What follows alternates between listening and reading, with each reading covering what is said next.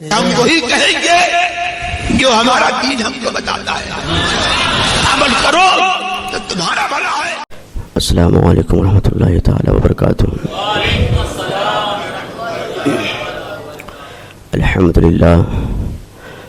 للہ رب العالمین والعاقبۃ للمتقین، والصلاة والسلام علی رسولہ الکریم وعلی آلہ وصحبہ اجمعین، اما بعد فاعوذ باللہ من الشیطان الرجیم، بسم اللہ الرحمن الرحیم، ان الصلاة تنہی عن الفحشاء والمنکر، صدق اللہ العظیم وصدق رسولہ النبی الامین المتین الکریم، ونحن على ذلك لمن الشاہدین والشاکرین، والحمد للہ رب العالمین۔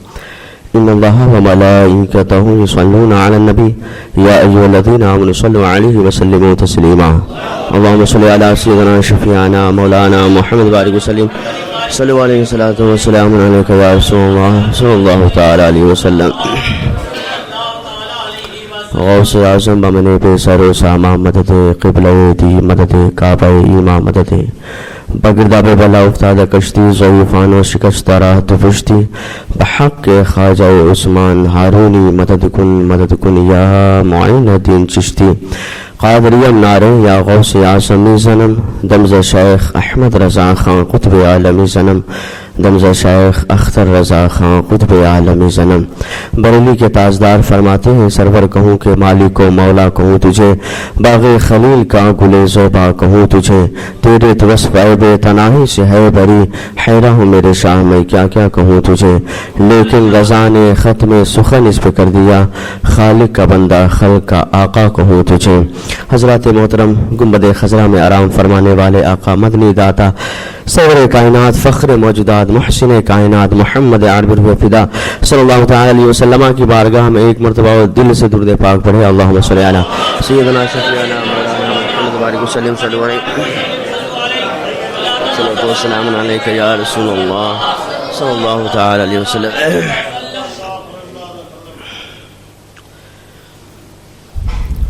محترم حضرات، آج کا دن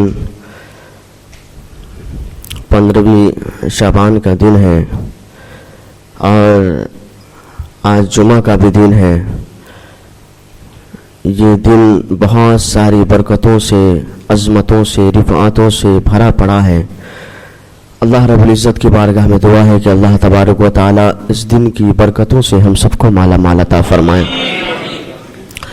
دنیا میں جب ہم آئے ہیں تو ہمارے آنے کے بعد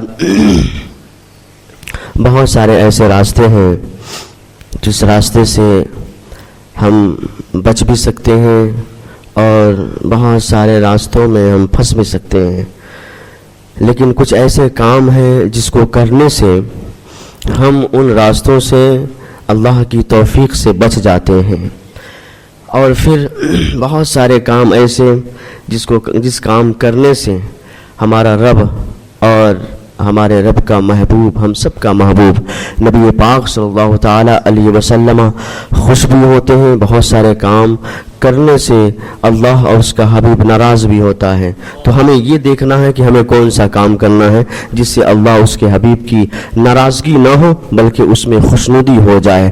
تو اب ہم قرآن مقدس کو کھول کر دیکھتے ہیں تو ہمیں معلوم ہوتا ہے قرآن ہمیں بہت ساری چیزوں سے بچنے کا حکم دیا ہے جو ہم کر گزرتے ہیں، ہمیں معلوم تک نہیں ہوتا ہے، جس کے کرنے سے ہمارے نامہ اعمال میں برائیاں ہی برائیاں لکھی جاتی ہیں، بدی ہی بدی لکھی جاتی ہے، گناہ لکھ دیے جاتے ہیں۔ تو ہم قرآن کو پڑھیں گے تو ہمیں معلوم ہوگا کہ بہت سارے عمل ایسے بھی ہیں جس کو کرنے سے ہم برائیوں سے بچ جاتے ہیں، جس کے کرنے سے ہم گناہ سے بچ جاتے ہیں، جس کے کرنے سے ہم بدی کی طرف نہیں جاتے ہیں، اس سے ہم محفوظ و معمون رہتے ہیں۔ اگر قرآن سے پوچھا جائے تو قرآن ضرور کہتا ہے اور ہم تلاوت بھی کرتے رہتے ہیں، ان الصلاۃ تنہی عن الفحشاء والمنکر، کہ بے شک نماز بے حیائی اور بری باتوں سے روکتی گئی ہے. تو اب سمجھ میں بات آ گئی کہ دنیا میں برائیاں بھی بہت ہیں, دنیا میں بدی بھی بہت ہے, اور دنیا میں نیکی بھی بہت ہے, لیکن کون سا کام ہم کریں جس کے کرنے سے ہمارے نامہ اعمال میں نیکیاں لکھی جائے, کون سا ہم کام کریں جس کام کو کرنے سے ہم برائیوں سے بچ جائیں. تو قرآن کہہ رہا ہے نماز پڑھو, نماز پڑھو گے تو برائیوں سے بچ جاؤ گے, نماز پڑھو گے تو بدی سے بچ جاؤ گے, نماز پڑھو گے تو تم تمام تر گناہوں سے بچتے ہوئے نظر آؤ گے. اس لیے کہ نماز یہ ایسی عبادت ہے جو برائیوں سے روکتی ہے. نماز پڑھنے والا نماز 5 وقتہ نماز پڑھتا ہے, اور پڑھنے کے بعد اب اسے نہیں دیکھیں گے کہ جو نماز پڑھتا ہو وہ گالی گلوچ کرتا ہو, جو نماز پڑھتا ہو وہ برائیاں کرتا ہو, نہیں, بلکہ وہ نماز پڑھتا ہے تو یہ سوچتا ہے جو لوگ نماز نہیں پڑھتے وہ گالی گلوچ کرتے ہیں, ہم تو نماز پڑھتے ہیں تو ہم کیسے گالی گلوچ کریں. یعنی کہ نماز ایسی شے ہے, ایسی عبادت ہے کہ انسان کو بری کام سے روکنے کی کوشش کرتی ہے. سب سے پہلی بات یہ ہے کہ ہم وہ کام کریں جس کام کرنے سے اللہ کا حبیب راضی ہو جائے. تو بتائیے تو صحیح, اللہ کے حبیب صلی اللہ تعالی علیہ وسلم کی رضا کس میں ہے؟ میرے آقا کریم صلی اللہ تعالی علیہ وسلم کو یاد کر کر کوئی بھی کام کیا جائے اللہ کے رسول تو راضی ہوتے ہیں, لیکن کون ایسا کام ہے جس کام میں اللہ کے محبوب کی رضا بھی ہو اور ساتھ ساتھ نبی پاک صلی اللہ تعالی علیہ وسلم یہ ارشاد فرماتے ہو میری امتی اگر یہ کام کرے گی تو یہ کام کرنا میرے آنکھوں کی ٹھنڈک ہے. تو بتائیے کون ایسی شے ہے, کون ایسی عبادت ہے؟ تو آپ برملا کہیں گے نبی پاک صلی اللہ تعالی علیہ وسلم نے ارشاد فرمایا قرۃ عینی فی الصلاۃ کہ نماز میری آنکھوں کی ٹھنڈک ہے. اب بتائیے تو صحیح, جو نماز پڑھے گا وہ نبی پاک صلی اللہ تعالی علیہ وسلم کی محبت کا دعوے دار ہوگا. وہ کہے گا ہم نبی پاک صلی اللہ تعالی علیہ وسلم سے محبت کرتے ہیں, اور محبت کرنے کا تقاضا یہ ہے کہ نبی پاک صلی اللہ تعالی علیہ وسلم کی آنکھوں کو ٹھنڈک میں پہنچانے کا کام کرتا ہو. کون سا کام کرتے ہیں جس کے کرنے سے اللہ تبارک و تعالیٰ کے حبیب کی آنکھوں میں ٹھنڈک محسوس ہوتی ہے؟ وہ مشفی و مہربان نبی پاک صلی اللہ تعالی علیہ وسلم جو رحمت للعالمین بن کے آئے, نبی پاک صلی اللہ تعالی علیہ وسلم جو محسن کائنات بن کر آئے, ان کے آنکھوں کو ٹھنڈک پہنچانے کا کام وہ کرتا ہے جو نماز پڑھتا ہے. اب ظاہر سی بات ہے نبی پاک صلی اللہ تعالی علیہ وسلم کی آنکھوں میں ٹھنڈک پہنچے گی اور آپ کی نماز پڑھنے کی وجہ سے پہنچے گی. تو بتائیے تو صحیح, جب کل قیامت کا دن ہوگا نبی پاک صلی اللہ تعالی علیہ وسلم کی بارگاہ میں تمام امتی موجود ہوں گے, تو جو نبی پاک صلی اللہ تعالی علیہ وسلم کے آنکھوں میں ٹھنڈک پہنچایا ہوگا, کیا نبی پاک صلی اللہ تعالی علیہ وسلم اس کو دیکھ کر چہرہ پھیر لیں گے؟ ایسا نہیں ہو سکتا ہے, بلکہ نبی پاک صلی اللہ تعالی علیہ وسلم اس کے طرف چہرہ بھی کریں گے اور مسکرائیں گے بھی, اور کہیں گے دنیا میں تو نے میری آنکھوں میں ٹھنڈک پہنچایا ہے, آج جنت میں تم ٹھنڈی سانس لیتا ہوا نظر آؤ. یہ کون کریں گے؟ جو نماز پڑھیں گے. میرے آقا کریم صلی اللہ تعالی علیہ وسلم نے فرمایا قرۃ عینی فی الصلاۃ کہ نماز میری آنکھوں کی ٹھنڈک ہے. اب نماز پڑھ کر اپنے محبت کا دعویٰ نبی پاک صلی اللہ تعالی علیہ وسلم سے کریں گے تو وہ دعویٰ سچ ہوگا, ورنہ گناہوں میں ملوث ہو کر اگر ہم یہ کہیں کہ ہم نبی پاک صلی اللہ تعالی علیہ وسلم سے محبت کرتے ہیں تو اس میں کوئی کمال نہیں ہے. اگر ہم برائیوں میں پڑھ کر, ہم گناہوں کے دلدل میں پھنس کر اگر یہ کہیں کہ ہم نبی پاک صلی اللہ تعالی علیہ وسلم سے محبت کرتے ہیں تو یہ دعویٰ آپ کا درست نہیں ہے, بلکہ دعویٰ اس وقت درست ہوگا جبکہ آپ یہ کہیں کہ ہم نبی پاک صلی اللہ تعالی علیہ وسلم سے محبت بھی کرتے ہیں, اور نبی پاک صلی اللہ تعالی علیہ وسلم کو جو چیز خوش کرتی ہے وہ کام بھی ہم کیا کرتے ہیں, اور وہ کام کیا ہے؟ نماز ہے. نماز کی پابندی کیجیے, نماز پڑھیے. اس لیے حضرت علی رضی اللہ تعالیٰ عنہ کا قول یاد آ رہا ہے. حضرت علی فرماتے ہیں جب جنتیوں کو جنت میں بھیجا جائے گا, جہنمیوں کو جہنم میں بھیجا جائے گا, تو جو جہنم میں جائیں گے وہ تو زارو قطار روئیں گے, پریشان رہیں گے. کیوں پریشان رہیں گے؟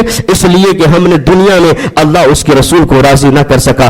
بڑی بڑی ہمیں بہت سارے مواقع آئے, اللہ تبارک و تعالیٰ نے اپنے حبیب کے صدقے میں ہمیں تو شب برات جیسا موقع بھی دیا, شب قدر جیسا موقع بھی دیا, شب معراج جیسا موقع بھی دیا.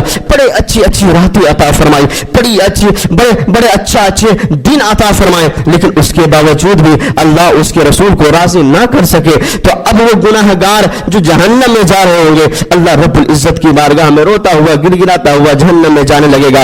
लेकिन एक ऐसी भी जमात होगी जो जन्नत में जा रही होगी, उसके बावजूद भी वो अफसोस करेंगे। हजरत अली फरमाते हैं, जब वो अफसोस करने लगेगी, फरिश्ता पूछेगा कि ए जमात तुम क्यों परेशान है? वो तो जहन्नम में जा रहे इसलिए परेशान है, तुम तो जन्नत में जा रहे हो, तुम्हें परेशानी क्यों लाहिक हो गई? तो वो जमात कहती है कि ए फरिश्ते सुनो सुनो, मैंने नबी पाक सल्लल्लाहु तआला अलैहि वसल्लम की हदीसें सुनी है कि जन्नत के 8 दरवाजे हैं, हम वो उस दरवाजे से जा रहे हैं जिस दरवाजे जो दरवाजा कम दर्जे का है। हम ये चाहते थे कि नबी पाक सल्लल्लाहु तआला अलैहि वसल्लम के अहकामात पर अमल कर कर और अच्छे अमाल पेश कर कर हम इस जन्नत से भी ज्यादा बड़ी जन्नतें हैं उसमें चले जाते।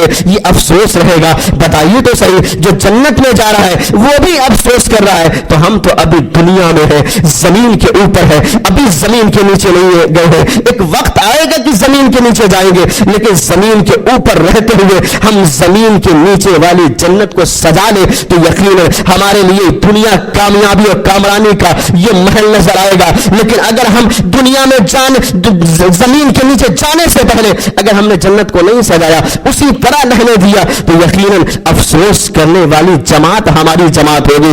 याद रखें, सिर्फ नबी पाक सल्लल्लाहु तआला अलैहि वसल्लम से मोहब्बत का दावा करने वाला सिर्फ मोहब्बत करने वाला नहीं होता है, बल्कि मोहब्बत का दावा करने के साथ साथ ये सोच ले कि नबी पाक सल्लल्लाहु तआला अलैहि वसल्लम जिस चीज से खुश है वो चीज हम करते हुए नजर आए। और बताइए तो सही, नबी पाक सल्लल्लाहु तआला अलैहि वसल्लम किस चीज से खुश होते हैं? वो चीज नमाज में है। कुर्रतु ऐनी बिस्सलाह, मेरे आका फरमाते हैं कि मेरी आंखों की ठंडक नमाज में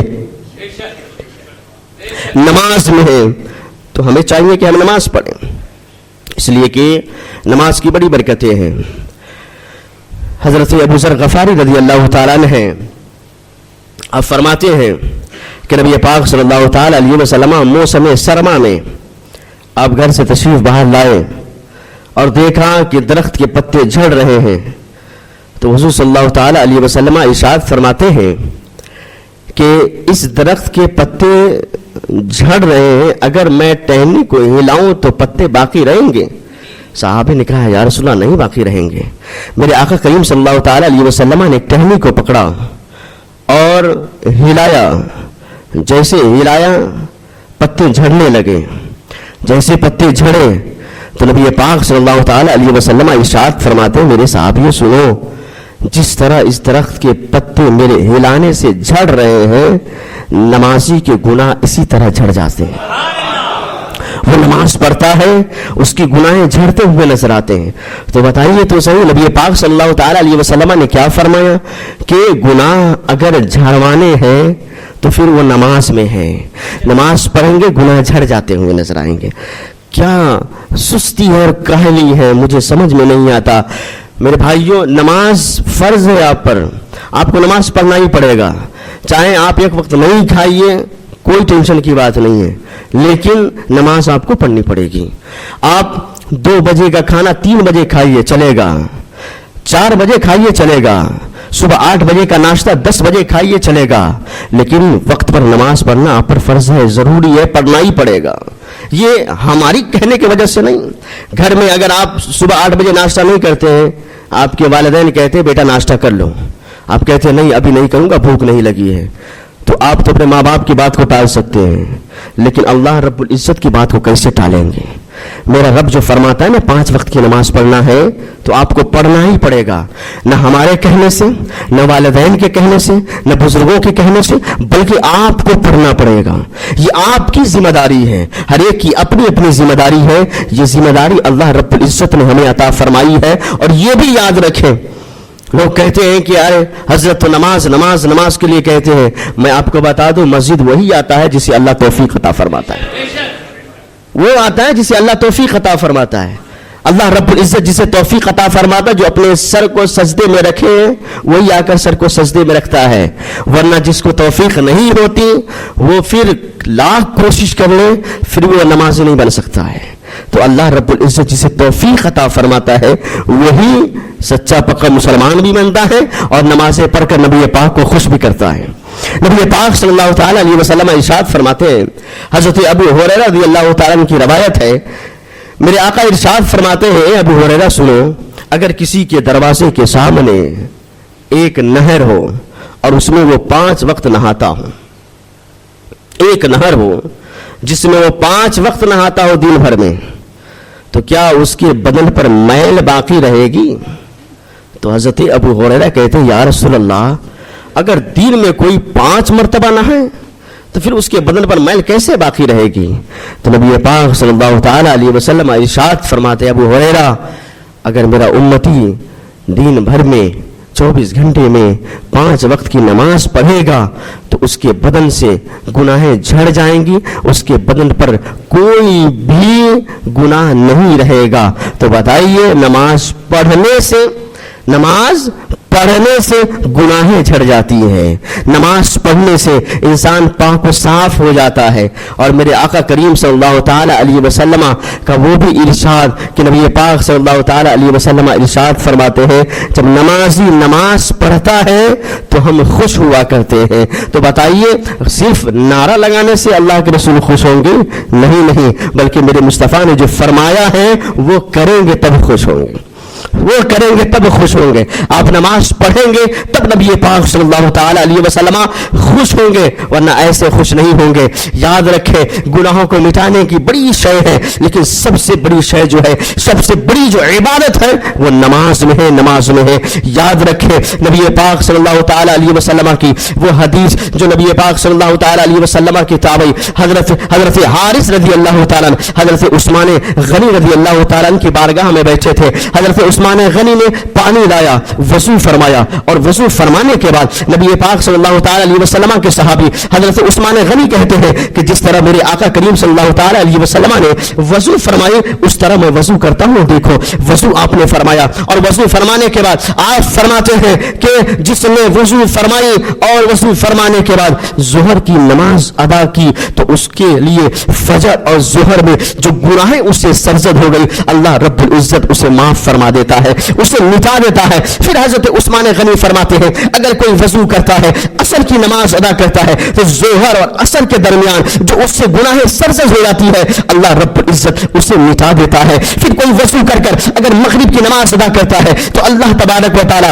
اس کے عصر اور مغرب کے درمیان جو گناہیں ہوتی ہے اسے مٹا دیتا ہے۔ پھر کوئی اگر شخص وضو کرتا ہے اور وضو کر عشاء کی نماز ادا کرتا ہے تو اللہ تبارک و تعالی اس کے مغرب اور عشاء کے درمیان جو اس سے سرزد گناہیں ہو گئی ہیں اللہ رب العزت اسے معاف فرما دیتا ہے۔ پھر اگر کوئی شخص وضو فرما کر فجر کی نماز ادا فرما لیتا ہے تو اللہ تبارک و تعالی اس کی عشاء اور فجر کے درمیان جو اس سے گناہ سرزد ہوئے ہیں اسے اللہ رب العزت معاف فرما دیتا ہے۔ بتاؤ تو صحیح ہے کوئی ایسی عبادت جس عبادت میں اتنی آسانیاں پیدا کی گئی ہے، اللہ کے رسول صلی اللہ تعالی علیہ وسلم نے اتنی بشارتیں عطا فرمائی ہے، وہ نماز میں ہے۔ نماز تو یہ فرض ہے، اسے پڑھنا ہی ہے۔ اگر نماز کی فرضیت کا کوئی انکار کرتا ہے وہ کافر ہو جاتا ہے۔ نماز کی فرضیت کا انکار کرنے والا کافر ہے، لیکن نماز کی فرضیت کا انکار نہیں کرتا ہے، کہتا ہے کہ ہاں نماز فرض ہے، اس کے باوجود بھی نہیں پڑھتا ہے، بہت بڑا گنہگار ہوتا ہے، ارتکاب عذاب ہوتا ہے، وہ مردود الشہادہ ہو جاتا ہے۔ تو بتائیے تو صحیح نماز ایسی عبادت ہے جس نماز کے بارے میں ہے کوئی ایسی عبادت جس عبادت کے بارے میں اللہ کے رسول صلی اللہ تعالیٰ علیہ وسلم نے فرمایا ہو قرۃ عین فی الزکات، نہیں فرمایا، قرۃ عین فی الحج نہیں فرمایا، قرۃ عین فی الصوم نہیں فرمایا، لیکن جب نماز کی باری ہے تو میرے آقا فرماتے ہیں قرۃ عین بالصلاۃ کہ نماز میری آنکھوں کی ٹھنڈک ہے۔ تو نماز پڑھے ہمارے کہنے سے نہیں پڑھے، بڑوں کے کہنے سے نہیں پڑھے، بلکہ یہ سوچے کہ نماز پڑھوں گا تو مصطفیٰ جان رحمت کی آنکھوں میں ٹھنڈک پیدا کروں گا، اس لیے آپ پڑھیں۔ نماز پڑھیں گے نبی پاک صلی اللہ تعالی علیہ وسلم کی آنکھوں میں ٹھنڈک پیدا ہوگی، ٹھنڈک پیدا ہوگی۔ اور جو نماز نہیں پڑھتے حضرت غوث پاک قطب الاقطاب غوث الاغیاث پیر پیرا میرا شاہ جلا سرکار شیخ سید شاہ عبد القادر جیلانی رضی اللہ تعالیٰ کی بارگاہ میں ایک شخص آیا اور آنے کے بعد کہتا ہے اے بڑے پیر سرکار، میرے گھر میں بڑی تنگ دستی ہے، میں لاکھ بزنس کرتا ہوں، تجارت کرتا ہوں، لیکن اس کے باوجود بھی تنگ دستی نہیں جاتی ہے۔ سرکار غوث پاک رضی اللہ تعالیٰ نے فرمایا کہ جاؤ اپنے دروازے پر پردے ڈال دو، اپنے دروازے پر پردے ڈال دو۔ وہ شخص آیا اور آنے کے بعد سوچنے لگا کہ سرکار غوث پاک رضی اللہ تعالیٰ نے فرمایا کہ میں اپنے دروازے پر پردے ڈال دوں گا تو تنگ دستی دور ہو جائے گی۔ آپ نے نہ تعویذ دی نہ کچھ باتیں کہیں، بلکہ صرف اتنی سی بات کہیں، آیا اپنے دروازے پہ پردے ڈال دیا، اور اس کے بعد ڈالنا تھا اس کی تجارت میں بڑھوتری آ گئی۔ اب وہ غریب تھا، تنگ دست تھا، امیر ہونے لگا، خوب دولت مند ہو گیا، تو اب وہ تحفہ تحائف لے کر سرکار غوث پاک کی بارگاہ میں حاضر ہوتا ہے اور کہتا ہے سرکار غوث پاک پیرے پیرا، آپ نے کہا تھا میں نے ویسا ہی کیا، اور آج میری تنگ دستی ختم ہو گئی ہے، میں دولت مند ہو گیا ہوں، میں تحفہ آپ کی بارگاہ میں لے کر آیا ہوں، اسے قبول فرما لیجئے۔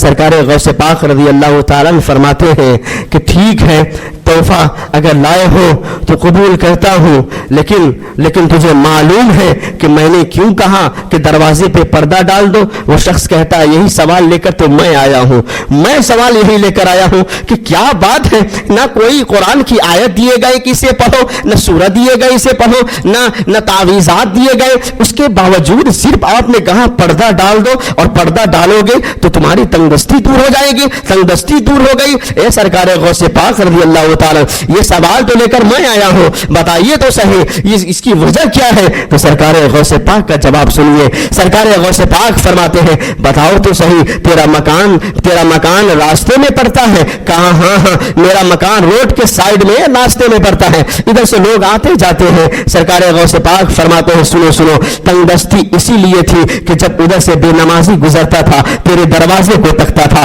جب بے نمازی گزرتا تھا تیرے گھر کو دیکھتا تھا، جب بے نمازی گزرتا تھا تیری چوکھٹوں کو دیکھتا تھا، تیری کھڑکیوں کو دیکھتا تھا، تیری دیواروں کو دیکھتا تھا، اس کے نگاہوں کی نحوست کی وجہ سے تیری دولت ختم ہو گئی، تو تنگ دست ہو گیا۔ بتائیے تو صحیح۔ سرکار غوث پاک فرماتے ہیں میں نے تجھے حکم دیا کہ اپنے دروازے پر پردہ ڈال لو۔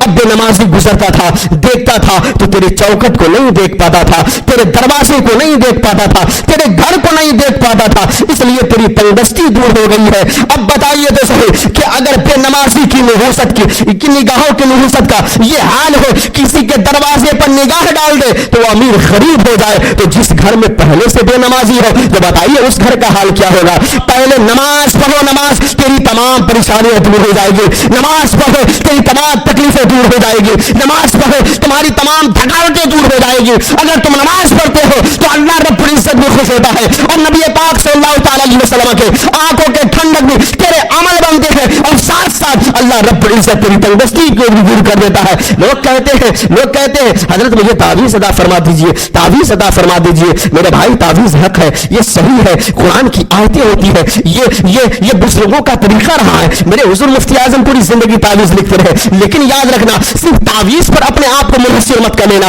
صرف تعویذ ہم بنوا لیں گے ہمارے کاروبار میں ترقی آ جائے گی، تعویذ بنوا لیں گے اولاد آ جائیں گے، تعویذ بنوا لیں گے پریشانیاں دور ہو جائے گی، بس اس پر کنوٹ مت کرو، اپنے آپ کو اس پر رہنے کی کوشش نہ کرو، بلکہ ساتھ نماز بھی پڑھو، رمضان کے روزے بھی رکھو۔ اگر اللہ رب العزت نے استطاعت عطا فرمائی ہے تو جا کر حج بھی کرو، اللہ رب العزت کی بارگاہ میں رو گڑاؤ اور اپنے گناہوں کی تلافی کرو، اس لیے کہ آج اللہ رب العزت کی بارگاہ میں اپنے گناہوں کی تلافی کرتے ہو تو اللہ تبارک و تعالی بڑا غفور رحیم ہے، تجھے معاف بھی فرمائے گا۔ اور نبی پاک صلی اللہ تعالی علیہ وسلم اپنے نوری چادر میں میدان محشر میں سماتے ہوئے نظر آئیں گے۔ قرۃ عین فی الصلاۃ، کہ نماز میری آنکھوں کی ٹھنڈک ہے، نماز میں ٹھنڈک ہے۔ میرے مصطفیٰ صلی اللہ تعالی علیہ وسلم کی آنکھیں ٹھنڈک محسوس کرتی ہے، تو پھر نماز کیوں نہیں پڑھتے؟ کیا وجہ ہے نماز نہیں پڑھنے کی؟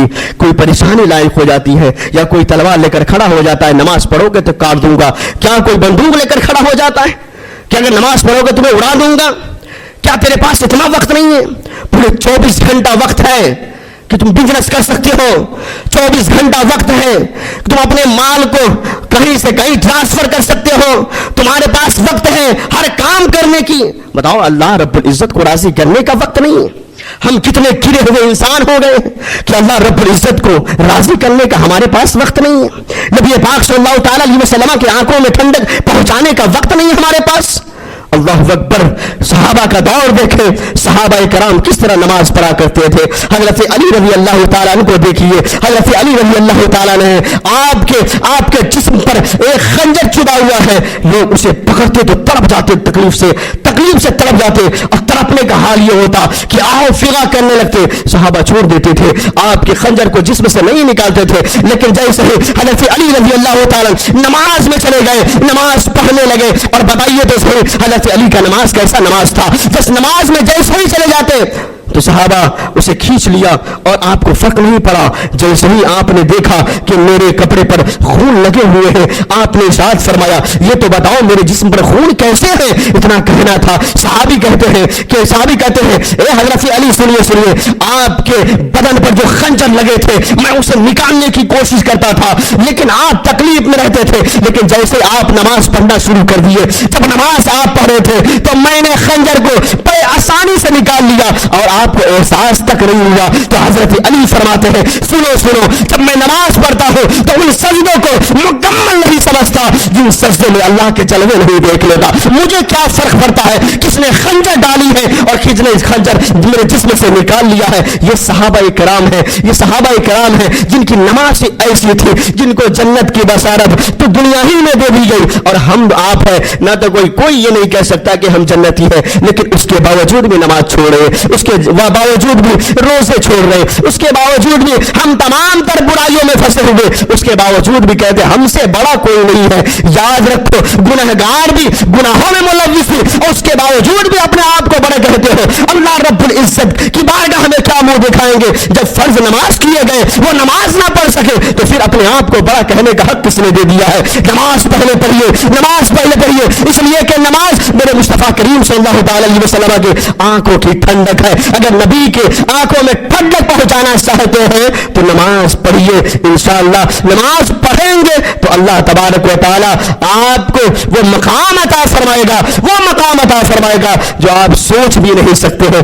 دیکھیں ہمارے بزرگان دین کی نماز کیسے ہوتی تھی. ہم تو نماز پڑھتے ہیں, نہ جانے ہمارے ذہن کہاں رہتے ہیں. ہم مسلح پہ ہیں اور ذہن ہے بازار میں, ہم مسلح پہ ہیں ذہن ہے بزنس میں, ہم مسلح پہ ہیں ہمارے ذہن ہے گھروں میں, ہم مسلح پہ ہیں, ہم نہ جانے ہمارے ذہن کہاں فکر دوڑتی رہتی ہے. لیکن پوچھئے ان بزرگوں سے جن کی نماز کی کیفیت کیا ہوتی تھی. حضرت یعقوب یساری اور ساری رحمت اللہ تعالی علیہ نماز میں ہے, آپ بڑی قیمتی چادر اپنے اوپر ڈالے ہوئے ہیں اور نماز ادا فرما رہے ہیں. ایک چور ادھر سے گزرا, اسے اس چادر کو بڑا پسند آیا, اس نے اس چادر کو کھینچ لیا.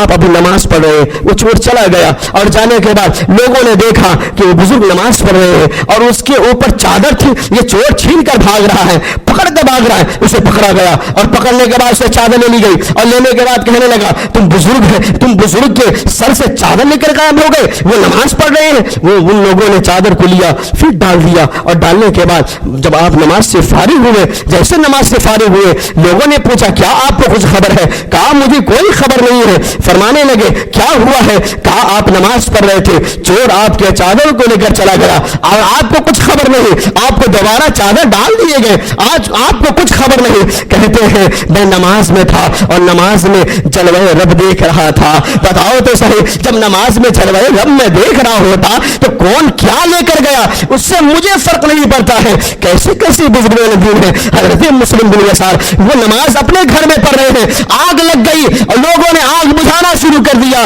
لوگ آگ بجھاتے چلے گئے, لوگ آگ بجھا رہے تھے, آپ نماز پڑھ رہے تھے. جیسے ہی آگ بجھ گئی نماز ادا ہو گئی. جیسے گھر کے باہر تشریف لے گئے, لوگوں نے کہا آپ گھر کے اندر ہے, آپ کے گھر میں آگ لگی ہوئی ہے, آپ کو کوئی پریشانی کی بات نہیں لگ رہی ہے. کہنے لگے میں نماز میں تھا, نماز میں جلوہ رب دیکھ رہا تھا, اور میں جب نماز میں ہوتا ہوں تو مجھے اس کی کوئی پرواہ نہیں کہ میرے گھر جل جائے, میرے بچے چلے جائے, میرے تمام تر آفت و بلیات میں سب کچھ پڑ جائے, وہ مجھے منظور ہے. لیکن میں نماز سے غافل ہو جاؤں یہ مجھے منظور نہیں ہے. کیسے بزرگان دین تھے, ایسے بزرگان دین جو نماز پڑھتے تھے تو واقعی نماز میں ہوتے تھے, اور ایسا نماز ہوتا تھا جس جس کے بارے میں نبی پاک صلی اللہ تعالیٰ علیہ وسلم نے ارشاد فرمایا تھا. جب ایک صحابی نے کہا تھا یا رسول اللہ بتائیے تو صحیح نماز میں کیسے دل لگے گی, تو نبی پاک نے فرمایا تھا جب نماز کے لیے کھڑا ہو جاؤ تو یہ سوچنے لگو یہ میری آخری نماز ہے, میری آخری نماز ہے, پتہ نہیں اب اس کے بعد نماز پڑھوں گا یا نہیں پڑھوں گا. اسی طرح صحابہ کرام نے اپنایا, اسی عمل کو تابعین نے اپنایا, اسی عمل کو تبع تابعین نے اپنایا. جب انہوں نے اپنایا تو نماز میں خشوع کیا ہے انہیں معلوم ہوا, نماز میں کس طرح کی بے قراری اور بے چینی وہ دور ہو جاتی ہے یہ انہیں معلوم ہوا ہے. ہمیں کیا معلوم ہوگا؟ ہم نماز میں بھی ہیں, بازار میں بھی ہیں, ہم نماز میں بھی ہیں, ہم ادھر ادھر بھی بھٹک رہے ہیں. نماز پڑھیے اور نماز میں خشوع لانے کی آپ کوشش کرنے کی بھرپور کوشش کیجیے. اللہ تبارک و تعالی ہمیں اور آپ کو نماز پڑھنے کی توفیق عطا فرمائے, نماز پڑھنے کی توفیق عطا فرمائے. نبی پاک صلی اللہ تعالی علیہ وسلم کے آنکھوں میں جو ٹھنڈک پہنچنے والی جو عبادت ہے وہ عبادت ہمیں کرنے کی توفیق عطا فرمائے. نماز نہ پڑھنے والا کیا حال ہوتا ہے ان کا جو نماز نہیں پڑھتے. اللہ اکبر. حضرت موسیٰ علیہ السلام کے دور میں ایک خاتون نے زنا کر لیا اور پھر اس سے ایک بچہ ہوا, اس نے ڈر سے اس بچے کو مار دیا, قتل کر دیا. پھر اس کے دل میں یہ خیال پیدا ہوا کہ حضرت موسیٰ علیہ السلام موجود ہیں, کیوں نہ ان کے پاس جا کر ہم اپنی غلطی کی تلافی کر لیتے ہیں, ہم معافی مانگ لیتے ہیں.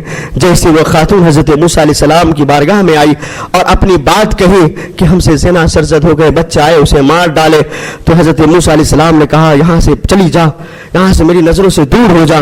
وہ عورت چلی گئی. اتنے میں حضرت جبریل علیہ السلام تشریف لائے اور کہنے لگے کہ اے موسیٰ علیہ السلام اللہ تبارک و تعالی آپ کو سلام کہتا ہے اور فرماتا ہے کہ جب کوئی بندہ یا بندی توبہ کے لیے آپ کی بارگاہ میں آئے تو اسے بھگایا نہ کرو, بلکہ اس کو توبہ کروائیے اور اللہ رب العزت کا حکم اس کو سنائیے.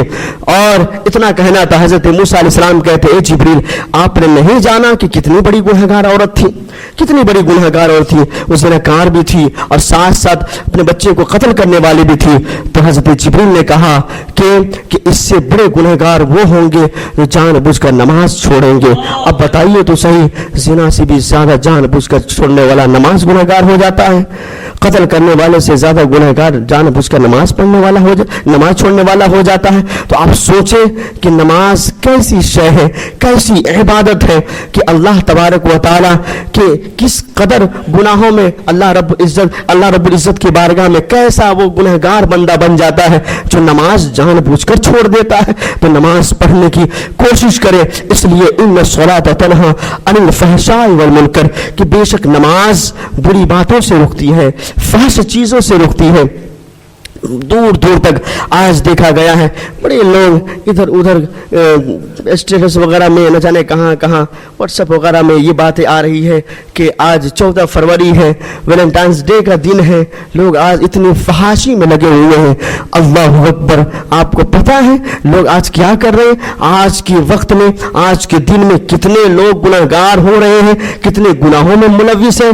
آج 14 فروری ہے, 14 فروری میں لوگ کیسے کیسے گناہوں میں ملوث ہو رہے ہیں, نہ جانے کون سی انگریزی کلچر کو لے کر آ گئے. غیر ہی نہیں بلکہ اپنے مسلم سماج کے لڑکے اور لڑکیاں بھی اس میں ملوث ہے. وہ بھی کبھی روز ڈے کے ذریعے, کبھی ویلنٹائنس ڈے کے ذریعے اپنے آپ کو گناہوں میں ملوث کرنے کی کوشش کرتے ہیں. یہ نہیں معلوم ہوا کہ اس نے کب یہ ایجاد ہوا, کیسے ایجاد ہوا, کس کے لیے اس نے یہ کام کرنے کی کوششیں کر رہے ہیں. اللہ رب العزت کی بارگاہ میں توبہ کیجیے اور ان لوگوں کو بھی کہیے کہ ان سب چیزوں کو چھوڑ دو, ان سب چیزوں کو چھوڑ دو اور صرف اللہ تبارک و تعالیٰ کی عبادت میں لگ جاؤ. دوست دنیا بہت رنگین ہے اور اس رنگین دنیا میں ہمارے پاس بہت کم وقت ہمارے پاس ہے. ہم اس کم مختصر وقت میں اللہ اس کو رسول کو راضی کرنے کی کوشش کیجیے. بے حیائی میں پڑھنے کی ضرورت نہیں ہے, فحاشی میں پڑھنے کی ضرورت نہیں ہے. ایک دوسرے کو آپ اس طرح دیکھیں کہ نبی پاک صلی اللہ تعالی علیہ وسلم جس طرح صحابہ کو بتاتے تھے, صحابہ ایک دوسرے کو دیکھتے تھے, اس طرح آپ دیکھنے کی کوشش کیجیے. آپ دنیا میں بس مختصر وقت کے لیے آئے ہیں, زیادہ وقت آپ کے پاس نہیں ہے. آپ یہ سوچیں کہ ہم 70 سال 80 سال 100 سال جی لیں گے تو ہمارے پاس بہت وقت ہے. نہیں, ایسا وقت نہیں ہے. ایک بڑھیا رو رہی تھی اور جیسے وہ رو رہی تھی، حضرت موسیٰ علیہ السلام کا گزر ہوا تو حضرت موسیٰ علیہ السلام نے کہا کہ کیوں رو رہی ہو؟ کہا کہ میں اپنے بچوں کو یاد کر کے رو رہی ہوں۔ کیا ہوا بچوں کو تمہارے؟ کہا کہ میرا بچہ مر گیا ہے، انتقال کر گیا، دونوں بچے کو یاد کر کے رو رہی ہوں۔ کہا کتنا عمر پایا؟ کہا ایک بچہ 300 سال عمر پائے اور ایک بچہ 200 سال عمر پائے۔ تو حضرت موسیٰ علیہ السلام مسکرانے لگے۔ وہ بوڑھی عورت کہتی مسکرا کیوں رہے ہیں آپ؟ مسکرانے کی وجہ کیا ہے؟ ہمارے بچے انتقال کر گئے، اس کو یاد کر کے ہم رو رہے۔ تو حضرت موسیٰ علیہ السلام نے کہا سنو سنو، تمہارے بچے تو 200 سال کی زندگی پایا، 300 سال کی زندگی پایا، لیکن ایک نبی ایسا آئے گا جسے محمد رسول اللہ کہا جاتا ہے، ان کی امتی کی عمر 70 سال 80 سال 100 سال ہوں گے۔ وہ بوڑھی عورت تڑپنے لگتی ہے، کہتی ہے کیا ان کی عمر 80 سال 90 سال ہوں گے، 70 سال عمر ہوں گے؟ کیا وہ دنیا میں آئیں گے تو اپنے لیے گھر بھی بنائیں گے؟ دنیا میں آئیں گے تو اپنے لیے گھر بھی بنائیں گے 70 سال رہنے کے لیے؟ اللہ اکبر! بتائیے تو صحیح کتنا تعجب انہیں ہوا کہ 70 سال کے لیے 80 سال کے لیے 90 سال کے لیے دنیا میں آ رہے ہیں تو کیا اپنے لیے وہ گھر بنائیں گے؟ یہاں کے گھر کی فکر چھوڑے بلکہ اس گھر کی فکر کرے جس گھر میں ہمیں ہمیشہ ہمیشہ رہنا ہے۔ آپ اپنے لوازمات کے حساب سے آپ کریں، اپنے بچوں کے بارے میں سوچیں، اپنے خیش و اقارب کے بارے میں سوچیں، لیکن سوچیں اتنا ہی جتنا سوچنا ہے، بلکہ اس سے زیادہ اگر سوچنا ہے تو اس آخرت کے گھر کی فکر کرنا چاہیے جہاں ہمیشہ ہمیں رہنا ہے، اور جب ہمیں ہمیشہ جہاں رہنا ہے اس گھر کی تیاری ہمیں اس دنیا میں رہ کر کرنا پڑے گا، تمام رنگینیوں کو پسے پشت ڈال کر کرنا پڑے گا۔ جب اگر آپ ایسا کریں گے تو یقیناً آپ کے یہاں بھی گھر سنورتے رہیں گے اور آخرت میں جو گھر آپ کا ہے وہ محل نما بنتا ہوا نظر آئے گا۔ اپنے بچوں کے لیے سوچے اور اپنے لیے بھی سوچے، اپنے بچوں کے لیے بچوں کا بھی خیال کرے اور اپنے لیے بھی خیال کرے، ہمیشہ اپنے مرحومین مومنین کو یاد کرتے ہیں۔ اور آج کا بڑا پیارا دن ہے اور آج جمعہ کا بھی بہت سارے ایسے حضرات ہیں جو آج کے دن میں روزہ ہیں الحمدللہ رب العالمین۔ اور بہت سے یہ سوالات ہوئے، میں نے ذکر میں بھی یہ سوال آپ کو پہنچا دیا تھا، اس لیے کہتا ہوں کہ آپ زیادہ سے زیادہ ذکر میں تشریف لانے کی کوشش کریں، جو مسئلے ہیں وہ حل ہوتے رہیں گے۔ آج جمعہ کا دن ہے شب اور 15ویں شعبان کا دن بھی ہے۔ آج کے دن روزہ رکھنا چاہیے، میرے آقا کریم صلی اللہ تعالی علیہ وسلم بھی رکھا کرتے تھے، تو آج کے دن روزہ رکھنا چاہیے۔ میں نے ذکر میں بھی کہا تھا کہ آج کے دن روزہ رکھے، تو جمعہ کے دن روزہ رکھنا کیسا ہے؟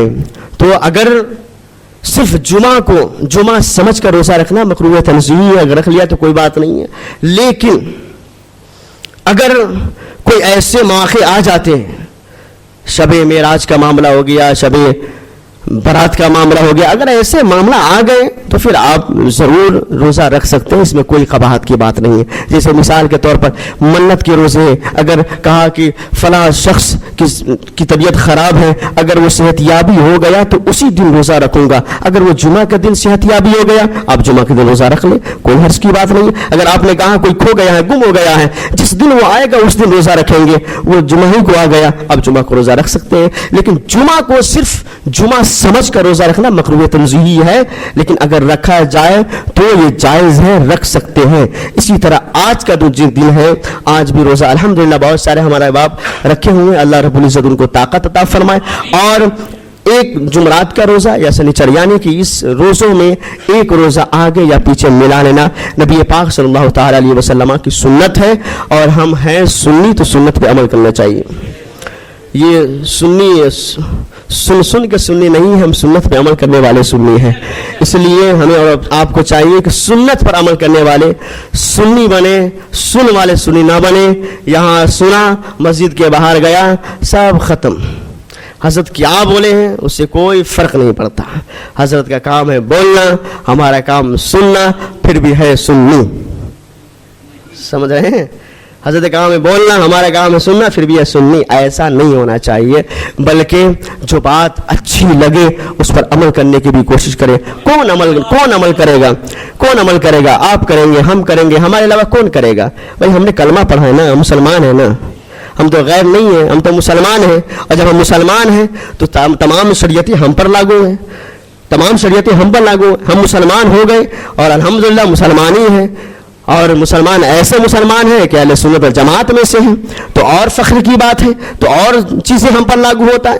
اور سب سے بڑی بات یہ ہے کہ مسلک اعلیٰ حضرت سے جڑے ہوئے ہیں تو اور ساری باتیں ہمارے اوپر لاگو ہوتے ہیں. تو ہمیں چاہیے کہ ہم جس کیٹیگری میں ہیں اللہ کا شکر ادا کرنا چاہیے, اور اس مقام پہ جس مقام پہ آپ ہیں آپ اللہ رب العزت کا شکریہ ادا کیجئے اور اللہ رب العزت کی بارگاہ میں عبادت و ریاضت کیجئے, اپنے آپ کو نادم رہیے, گناہوں سے توبہ کیجئے, جو بھی گناہیں ہو گئی ہیں سرزدے اس کی تلافی کروائیے اللہ رب العزت کی بارگاہ میں. بس دنیا سے جانے سے پہلے اپنے آپ کو اللہ رب العزت کو راضی اور نبی پاک صلی اللہ تعالی علیہ وسلم کو راضی کرنے کی کوشش کر لیجئے. انشاءاللہ العزیز آپ کے گھر بھی آباد رہیں گے, آپ کے بچے بھی آباد رہیں گے.